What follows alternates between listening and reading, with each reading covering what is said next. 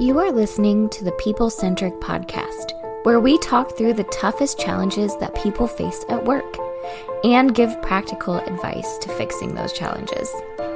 Thanks for joining our movement to create workplaces that are happier, healthier, aligned, and empowered by putting people at the center of all that we do.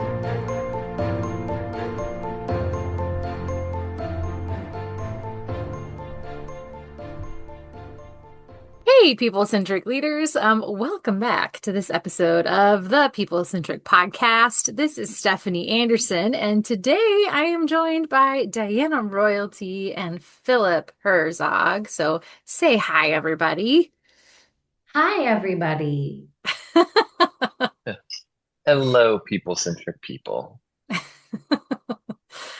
Well, today we're going to talk about something that nobody ever has any problem with. No one ever talks about this in their business, and it's never a reason that anyone hires us.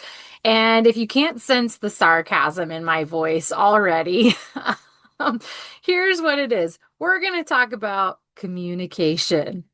And Diana and Philip can disagree with me, but I'm going to make a bold statement and say that every single company we have ever worked with has said their communication needs to be improved and or could be better than it is. We've never worked with an organization that was just like, you know what, people-centric, we don't need your help on communication. We've got that all figured out. Do we agree? Yeah, I mean, we've been doing this a while, and I literally cannot think of a single organization who was like, we have great communication. Zero. Yeah. And I would say every once in a while, we do get a little lip service on that front. They're like, oh, it's great. We're fine.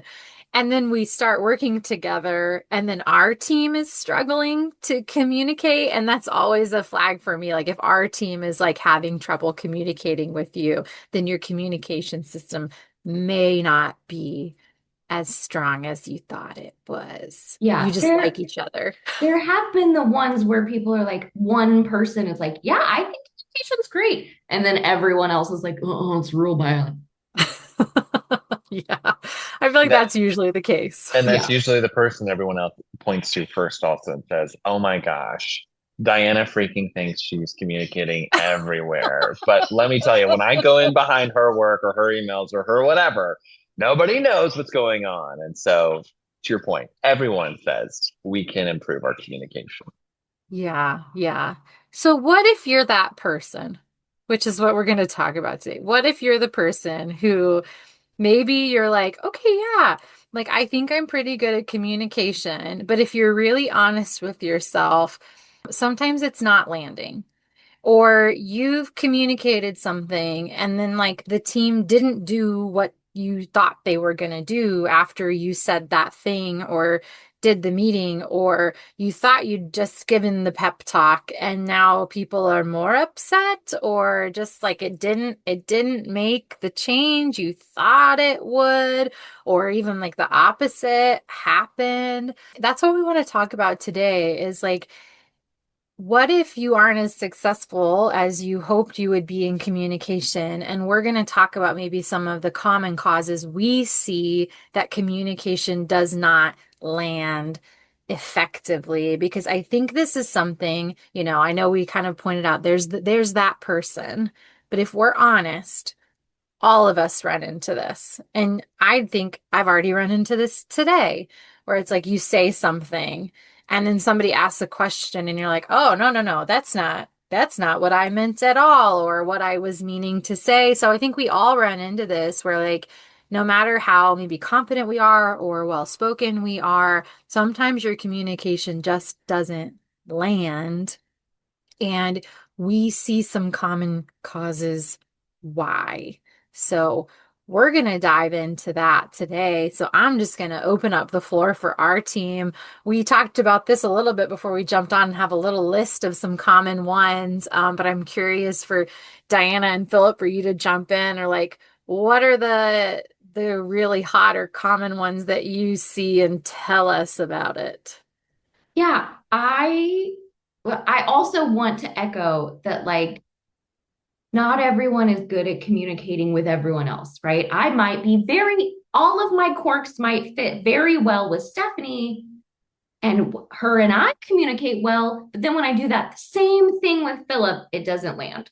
Well, it's So because we're both really funny. And we're so funny. Oh, Philip's heart. I just watched his heart die. He was just like, Wow. am I I did not I Wow. funny? didn't mean to imply that Philip wasn't funny. I just think Oh, Diana and I oh, have we know what you meant. That plane landed. And guess what? My ship is about to sail. Let's add as many metaphors to this as we can. I have a story. I have an opinion. I'm going to talk really fast and make no sense and then just ghost. That's how I'm going to see, communicate. and this is when then Stephanie has to go to either Bethany or Diana and be like, I think I pissed off Philip. I think I did it today. I think I pushed him over the edge. Oh, no, I think you're hilarious. I think both of you are just Well, funny people. thank you. I think our team is very funny, and I was a little overreacting for the fun of this podcast, right? But also, it would hurt so bad. There was a little kid once that told me my joke wasn't funny.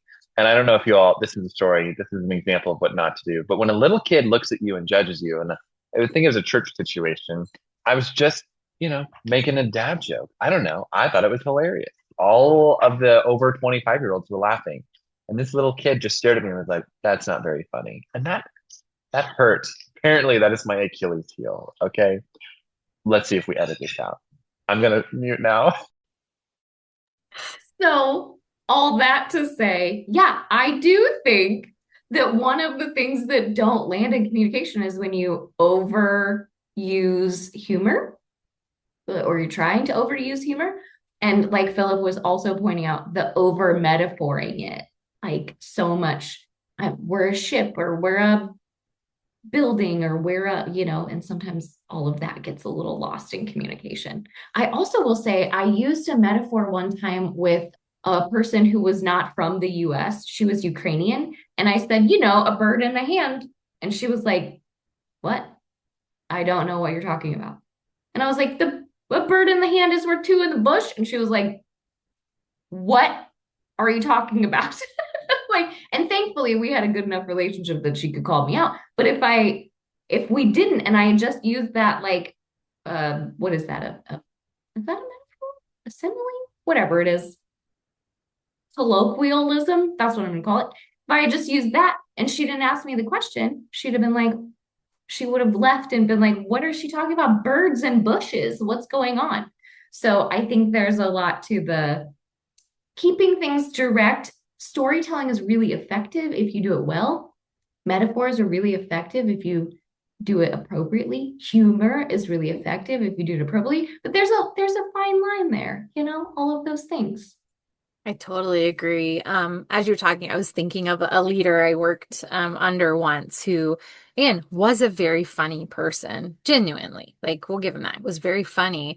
But oftentimes we'd show up to a meeting to talk about something and he'd kind of get a little initial laugh.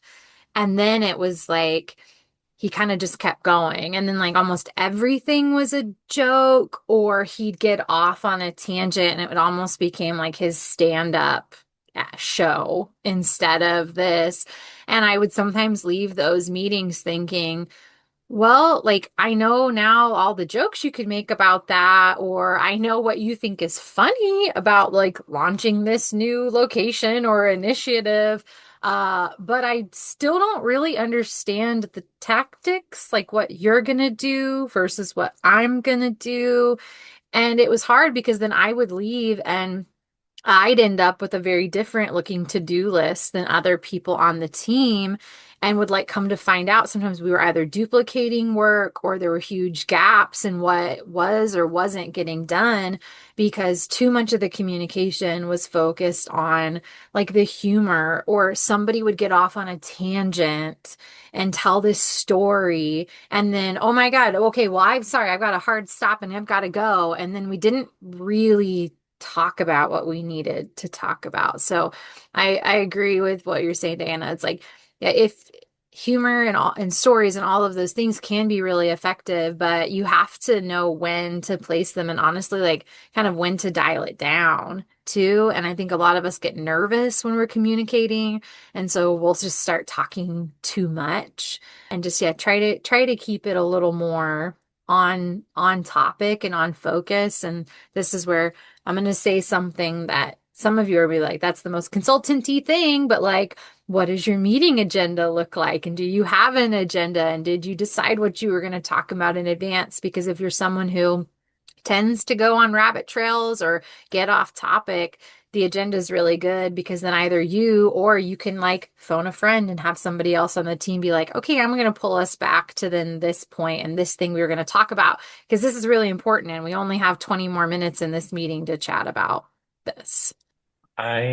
Appreciate what you shared, and I think for our own team, being transparent, even in this quarter two of 2026, we were talking about our own team and how our own meetings internally with each other, we consulted ourselves and said, with a split hybrid team, virtual, sometimes the main time we all are together because we're not all in person is a group meeting. And so we have, I think, some built-in times where it's understood we catch up on our first meetings of the week and whatnot. But we've started doing that in every meeting of every day of the week. And so internal team members are great to say, hey, this is an area we can change, we can do differently to really help our time go farther and to really stick to the point. And so I think for us, even internally, we know each other pretty well as a team. And so we are good to raise our hands as facilitators and remind ourselves, let's do that then. Let's play that role for ourselves again. To like, hey, great point, Philip, and you're not very funny. And so nicer words, but not monologue time. Your stand-up improv class, do that later. Today, hey, Philip, can you remind me the nicer way? Hey, Philip, so hilarious. About the project we're talking about, can we, pull them back in, right?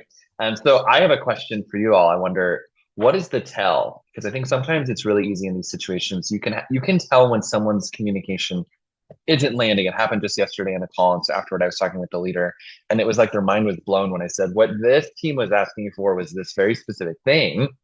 And you were giving a really good solution, but you were missing those 3 inferred meanings in between. And her light bulb went on and she realized, oh my gosh, that's exactly what I missed. And so how did I not see the plane wasn't landing? Or she kind of could tell they weren't meeting or the plane wasn't landing, but she was having a hard time figuring out why. So what would be our advice to unpack that? If you're a leader, if you're a team member in the room and the plane isn't landing and you can tell it's not landing, but you don't know why it's not landing, what's a tip or trick we could give people to unpack why it's not landing? I mean, I think a lot of times it's like watching the body language in the room, right? Of like, yeah, if you say something and then people are kind of like looking around to each other or looking up and down, or all of a sudden people like pull out their phones and are like trying to look, you might have just said something that was either different, unexpected, or people don't know what you were talking about.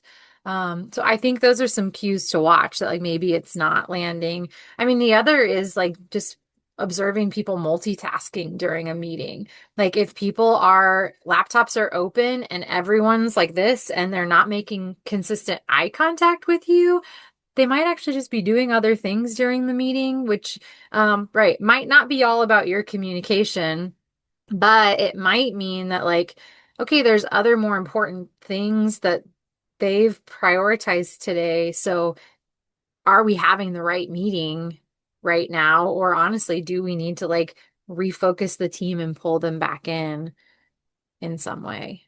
I use the old facilitator's trick. When I think I've lost someone, I say or a group, I'll say something like, based on all of that, what do you think we should do next? Or what are the next steps, everybody? Right? Like I think you can ask the question. And when you do that, you get very clear on, are people understanding what you're saying, or are they still very confused? Because you'll get the question of like, or you'll get the answer of, oh, I think we should do this next. Or you'll start getting some questions like, well, what did you mean by this? Or I'm not really sure what you want from us, or what, whatever that is. But I think if you ask the question and put it out there, it'll reveal itself on if it's clear or not. Yeah, I really like that. I'll say for my communication, I know I'm someone who can tend to monologue. I love to talk. I'm a professional yapper. I could talk all day. I could talk to a rock, right? Like I could do a whole Dr. Seuss book about everything I could talk to. So I know like my tendency is to just like explain something and then keep moving and keep moving and keep going because I want to accomplish a lot and I want to get a lot done in this meeting or in this conversation. And so, kind of to Diana's point, something that I've learned and a tool I'll say is like before I launch into explaining something, I'll say, would it be helpful if I explained this more, or is everybody with me? Everybody understands, we're kind of on the same page, or who has a question before we keep going? And that will help because then sometimes we'll be like, yeah, to be honest, like I am lost, or I must have missed something because I don't understand this. Or some people are like, nope, nope, we're with you. Just like keep moving. So that's a tip I would use, like especially if you're trying to explain something or talk through a strategy or get into details on something, as to like before you keep diving deeper, like do a gut check and make sure everybody's still with you. Yeah. I love those tips. One I might add to it for me, this is myself maybe, the speed at which I speak. I think sometimes I am just so rapid fire and there's so many ideas that I can ask 3 questions and it is not clear. Which one do you speak of now? So I think some leaders I've also coached and worked with, Stephanie, you made this point, you know, I think sometimes if you're rapid firing so much, you're the professional speaker on and off a stage. You may have never have been given a stage. You're just a professional speaker. Speak and tell, and giving that space and just making the one question really, really clear, which Diana's example does. Everybody pause. What is missing? What should we do next? Really, really simple, and not peppering so many options. Because I think I've seen leaders on teams where they're almost there, but then you lose the moment because they pepper in 25 additional questions. Some are really important, some are important later. So you're saying right now, let's talk about X, and then we can talk about Y. Yeah, yeah. And I think this leans into almost another one we talked about was like you're almost too direct or too short or too brief in your communication, that sometimes I'll see leaders, they attempt that questioning, but then they'll be like, anybody got any questions? Good. And it is like, to me, feels like not even a full second pause, or maybe you just gave it a second. But if you just unpacked a lot of new information, people need more than a second to maybe think of a question. And so, but I also know like we as Americans especially are very uncomfortable with pauses in communication and silence. And so sometimes I will even like ramp everybody up to that moment to say, okay, I have 2 more points I want to cover, and then I'm going to open it up for questions. And so that way I give maybe people who are more processors like a time to think and start getting ready that I'm going to ask a question or leave space for questions. And then when I say, okay, does anyone have a question or anything to add? Pause and at least count to 10 in your head. And it's going to feel like an eternity. But just try it and actually leave a moment for someone to raise their hand. Because I can't tell you how many times I've been in a meeting, and whether it's in person or virtual, and a leader will go, okay, who has a question? And somebody is about to unmute, or they go, huh, like they're about to like start talking, or they start to raise their hand. And then the leader's like, okay, great. And just moves on. And then those people don't raise their hand again at the end, or don't bring the question back up. So don't move too quickly through it. And I think like we have sometimes seen leaders be like too direct in communication, that they're like, well, I don't want to waste anybody's time. And so I'm just going to send this really short email, or I'm going to say, hey, this is a 5-minute update. And they just give the 2 bullet points. And while sometimes that's really great, sometimes you may have just created more confusion than you did clarity because you left out a lot of detail or context that might have helped the team.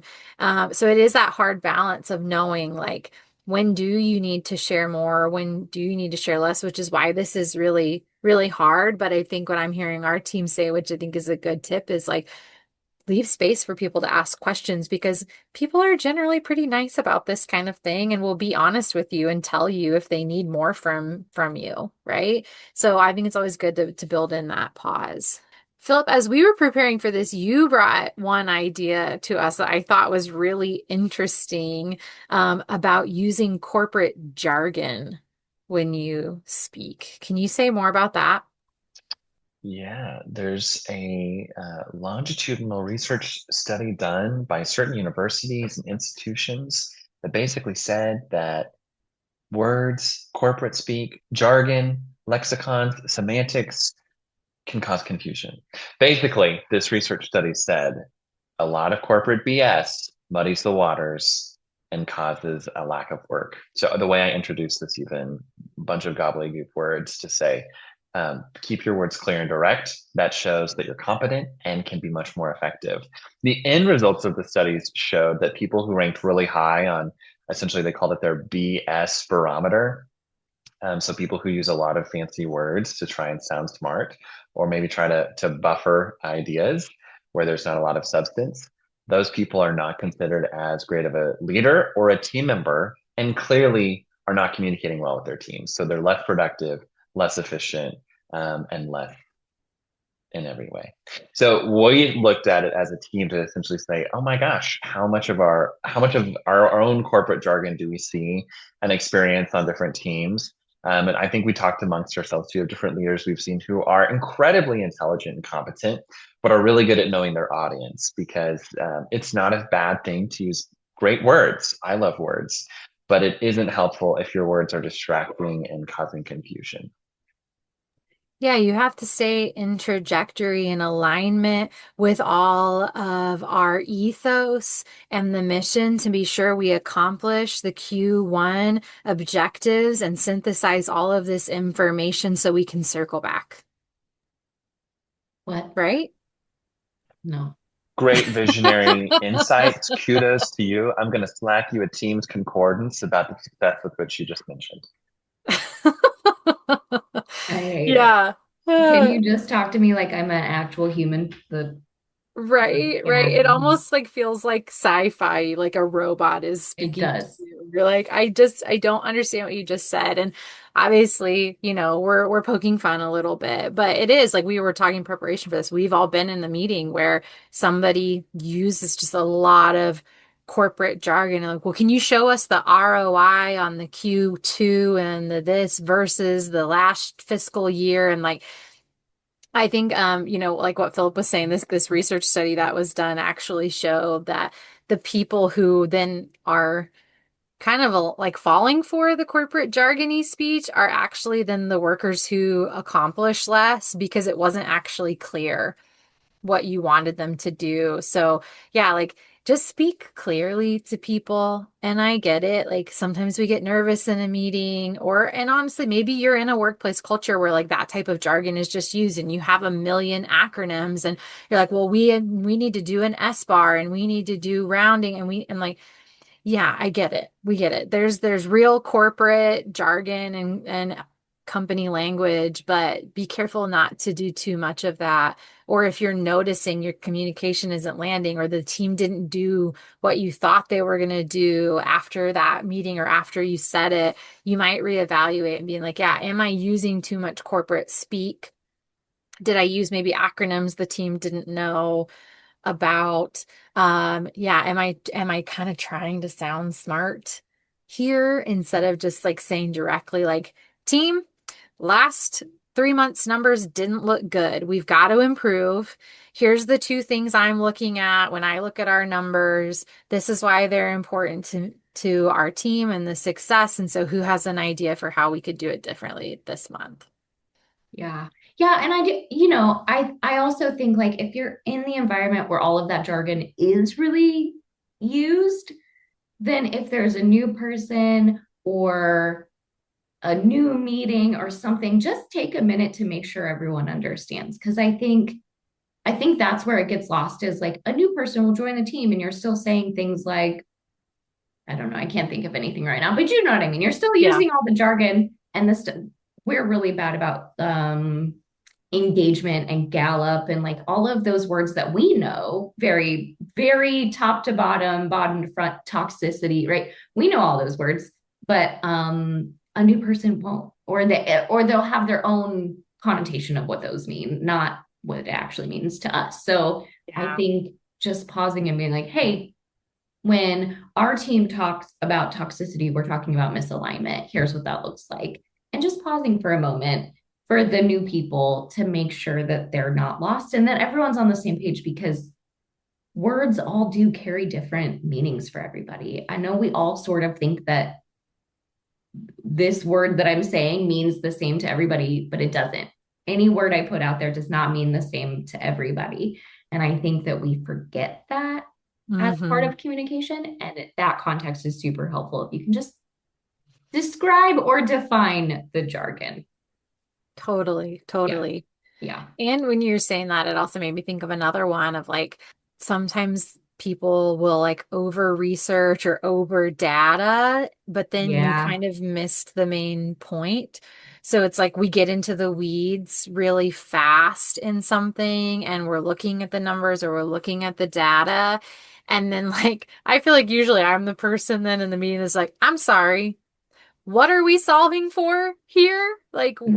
what are Mm-hmm. we trying to Mm-hmm. do? Because like, yeah, we could look at every line of data here. We could go through the entire spreadsheet, but like to what end?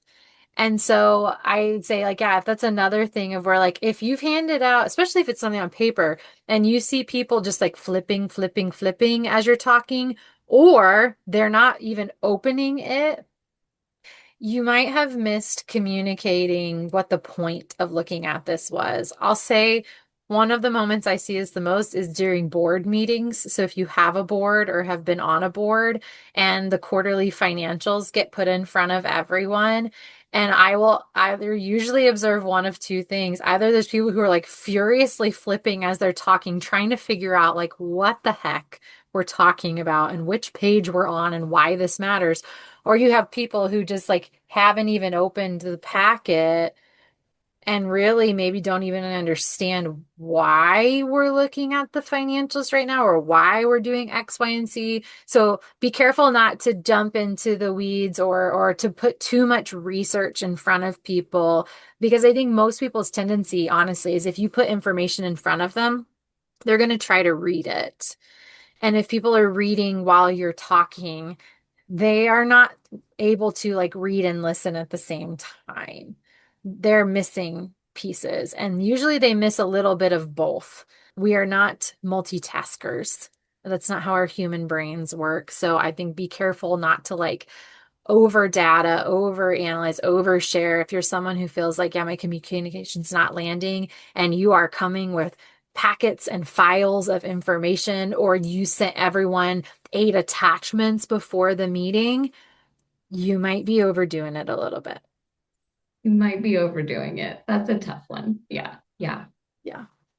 Danny, you brought up one that I wanted you to talk about, and it was the leader who tries to be like too cool or be the friend in the meeting. And like, why doesn't that work? Yeah. I think anytime you are at work and you're trying to be too much of a friend, it will fail, whether that's with your coworkers, whether that's you're a leader. Because here's the thing, I really love my coworkers, but I still have to work with them, right? I cannot be fully Diana, fully friends. There's still a level of we have to get things done together. Yeah. And so I've seen where you go into a meeting and you're like, hey, you guys know what your job is. I'm just going to show you this thing. We'll check back later. No one knows what you want from them. No one understands what that was for. People want to go to work, do good work, and have good expectations set for them. And without those expectations, they can't do good work. So then it leads to all of this frustration of just like, well, I don't know what you want from me. Or I've seen a leader leave a meeting after doing exactly that, being like, you guys are all pros, great job, great job. and then leave a meeting and be like, they're not going to do what I want them to do. Well, sir, that's because you didn't tell them what you want from them, right? And Yeah. so I think anytime you're overly chill or too hands off or not checking in or not setting a clear expectation, you're doing everyone around you a disservice, even your coworkers, right? Stephanie, if you and I are working on a project and you expect me to do something, but you never actually say that to me, and I don't know what you want from me. I may be doing 10 other things that I think are really good, but you're like frustrated with me because I haven't done the thing you wanted me to do. Yeah. So I feel like I sound like a jerk when I am like, you can't be friends with people at work. That's not what I'm saying. Be friendly, be kind, be open, be caring, be empathetic, but be clear about what you need. And Yeah. yeah. Yeah, yeah. I totally agree with all of that. It made me think of a meeting I sat in not long ago where kind of the key leader had to step out of the company for like a family emergency. Mm. And, me sitting in the room as the consultant, I was like, okay, team, like, what do we need to talk about while this person is out and who's covering what? And there's one other leader on the team that they very much are like the cool boss and they're chill. And they were kind of like literally said on the call, like, well, like, I just don't think we need to worry about any of this. Like, we just have an amazing team and you all know what you're supposed to be doing. And I'm just going to get out of your way and everybody's just going to do it. And like, I think we're just going to be fine. And this person doesn't even need to be worried about it. And they know they don't need to be worried about it.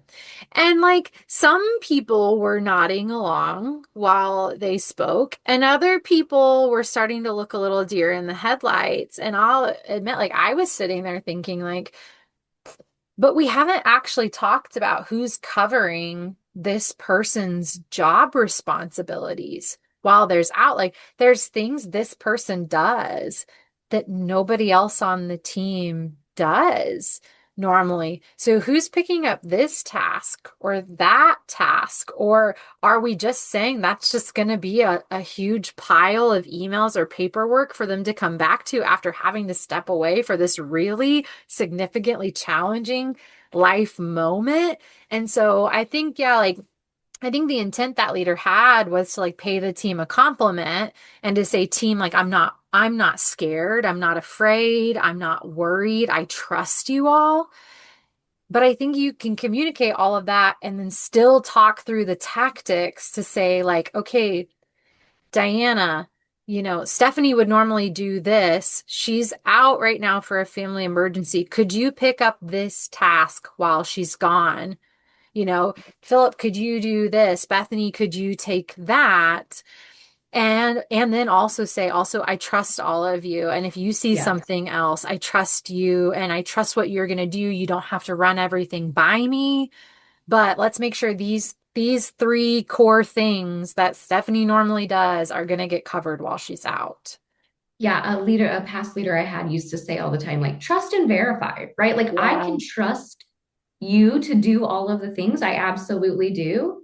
But there's nothing wrong with verifying that they're getting done, right? Like, there's nothing wrong with asking the question and being like, hey, are you going to take care of that or do you need me to? Right? That clarity, that verification, that just like one extra step after trust isn't a bad thing. I trust Stephanie to do anything really, but I do often go to her and be like, hey, did that get taken care of or do you need Yeah. me to take care of it? Like, and she'll be like, no, I got it. No, we don't. And she'll do the same with me. Like, hey, you saw you were on that email. Did you take care of it? Yeah, got it. No problem. Yep. And we trust each other implicitly to get the job done. Stephanie's never not gotten the job done, but she's still just that extra piece of communication to make sure that her and I are on the same page. Yeah. Yeah. Well, and it's just like we're all humans Yeah, and we all totally. forget things and miss things sometimes. So yeah, I like the trust, but verifier. The common one all here is the leader is just like one step short of getting the team there. So they'll say, okay, what are we going to do? And they talk about the what we're going to do, how we're going to tackle this problem, but they miss the step of then saying, okay, who is going to do that? I was literally in a meeting this morning where a team was talking about this stuff they needed to do that was important to the business. And they talked through the tactics and the steps they would take to do it. And I was like, and who else on the team needed to be involved? But they were about to move on. And in my mind, I thought, well, we didn't say who in this room or on this Zoom right now is going to go ask those questions or talk to that other person. And so for sometimes this is the role we'll play as the facilitator. I was like, okay, wait, hold on. Before we move on, who's going to talk to Diana about this? We talked about how we'll need Diana's help for this. Who is going to go? Who can go ask Diana that question later today? And then somebody was like, oh, I got it. Great. Let's keep going. So don't forget that last little step in like that, because that can be why sometimes something didn't happen, as you might have talked about the what and the how, but not the who. I call that the royal we. We are going to talk to Diana later. Well, we aren't just, if it's a we, no one's doing it. You need an I. You need an I. The royal we does not work at work. Yep. Yeah, my dad always used to say this way growing up. We'd be like, well, we this, we that. And he'd be like, you got a mouse in your pocket? I have weirdly picked that up from you. I didn't realize until just now that it was you that I have picked this up from. But I do say that. Like I will say it to my husband all the time. He'll be like, we should do this. And I'm like, you got a mouse in your pocket? You got a mouse in your pocket? Yeah. So yeah. Well, you can thank Steve for that. I love it. I will. Thank you. It was like all the time. We'd be like, well, we're going to do this and we're going to do that. Or a lot of times when I was a kid, it was because I was trying to like deflect some blame. Totally. Well, we didn't know. And he's like, you got a mouse in your pocket? Because I knew. Yeah. Yeah. Like, I knew that's what you were supposed to do. Yep. Well, and teams do it all the time. Teams do it all the time. Like, we're going to get this project done. Who is we? Who's going to do, like, we're going to fix this spreadsheet. Great. Who is we? Tell me who exactly is responsible for this. Yeah. Mm-hmm. Yeah, definitely. Yeah. Well, this has been fun to talk about for me, fun. I would say, of like, because again, it's stuff we hear, but it's easy misses. And I would say that's probably my final thought. I'm curious to hear if you all have any final thoughts, because it can be really tricky sometimes to not know why your communication didn't land. Like, we can all generally feel it of like, ooh, that didn't go how I thought, or wow, that's not what I thought they were going to do, or that's not the outcome I wanted. But it can be hard to pinpoint why it didn't work. And yes, there's always that other margin of error of the person wasn't listening, or they just decided to do it differently.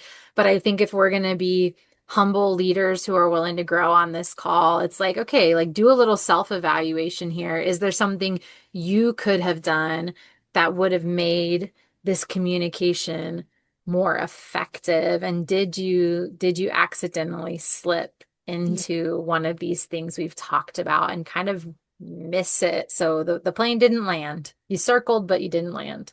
Yeah. Yeah. Because I think the landing part is, we always talk about communication, right? And when we talk about communication, people generally think about how they're putting things out there. What are they saying? What are they doing? And we talked a lot about that. We talked a lot about the, like, what are you saying? What are you doing? But the second part of communication is the receiver. Are they actually getting it? Are they actually contextualizing it? Are they actually understanding it? And are they actually knowing what you want from them? Yeah. And so that second part of communication is the like we're saying, the landing. So if it's not landing, review why. Like, and all of these reasons could be it could be 100 other reasons, but these are just like really common reasons that things aren't landing. And then the other part that's really hard is you can communicate one way with one person and use all of these, you could do all of these mistakes with one person and they're going to walk away and be totally fine. But if you did it with the next person, it's not going to be fine, because that communication is two-way and everybody receives things differently. And so I think you have to remember that you might have to adjust your communication based on who you're talking to and the setting you're in. And good communicators do that often and check in often and reevaluate who they're communicating to and how they're doing that, so that that person or that group is actually receiving the information. Yeah, yeah. Gosh, that's really, really well said. And I'll just call it. Philip had to jump off Okay. early a little bit, but I appreciate you saying that in Diana, because I would, even though Philip was on here, he and I would probably talk about how differently we communicate. If this is not your Yeah. first time listening to the podcast, Philip and I are very distinct communicators, but we work really, really well together. Mhm. And I think it's because we both, number one, are aware of what you just said, Diana. We know some of those things, but we also like take the time to ensure we've heard each other. Like I can remember, and I'll just tell one quick story before we wrap, but there was one time Philip had felt like he had asked me to do something, and I did not feel like he had asked me to do something. So That the happens. It story was happens. Philip was like, "Oh yeah, the client would like it if you took this survey for them." And in my mind, I heard they'd like it if you did Yep. this as optional. Yep. They'd like it. Like this is something internal they use. They'd Totally. like it if you took a look at it.